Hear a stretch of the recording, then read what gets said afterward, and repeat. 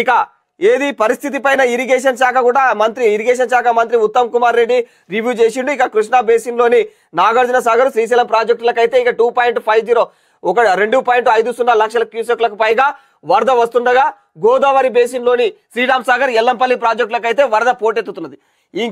ఇంకా భయంకరంగా గోదావరి పరివాహక ప్రాంతం అంటే గోదావరికి సంబంధించినటువంటి ఏవైతే ప్రాజెక్టులు ఉన్నాయో బేసిన్ లోని ప్రాజెక్టులు శ్రీరామ్ సాగర్ కావచ్చు, ఎల్లంపల్లి ప్రాజెక్టు కావచ్చు, ఇవన్నీ కూడా చాలా విపరీతంగా వరద ఉధృతి ఉంది ఇప్పుడున్న సిచ్యువేషన్ లో.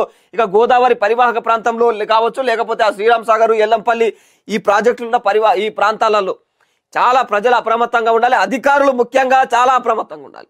ప్రజలను కాపాడే దిశగా మీరైతే ఖచ్చితంగా ఆ ప్రాంతంలో మీరు జాగ్రత్తగా ఉండకపోతే ఏమాత్రం నిర్లక్ష్య ధోరణితో ఉంటే మాత్రం ఖచ్చితంగా చాలా ప్రమాదాలు వాటిల్లే అవకాశం ఉంది. ఇంకా రానున్న 3 రోజులు కూడా ఇదే వరద ఉధృతి, ఇదే వర్షము కథ ఇట్లనే ఉంటుంది.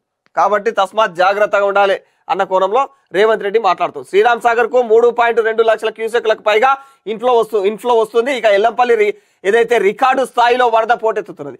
గురువారం ఉదయం 7.5 లక్షల క్యూసెక్లకు ఇన్ఫ్లో రాగా దిగువకు 8 లక్షల క్యూసెక్లకు పైగానే వదిలిరు.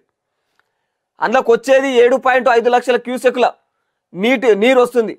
ఇంకా బయటికి వదిలేది 8 లక్షల క్యూసెక్ల నీరుని బయటికి వదులుతా ఉన్నారు. అయినా కూడా వరద ఉధృతి తగ్గట్లేదు. ఆ తాకిడికి ఇంకా మొత్తం ఏడాడే ఫుల్గానే ఉంటుంది అన్నట్టు మొత్తం ఆ ప్రాజెక్టులన్నీ కూడా.